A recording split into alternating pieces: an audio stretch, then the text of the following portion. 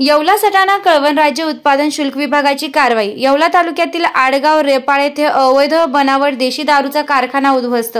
सटाणा भरारी पथक युनिट 2 ची कारवाई। जवळपास सुमारे 30 ते 40 लाखांचा मुद्देमाल अंदाजे जप्त।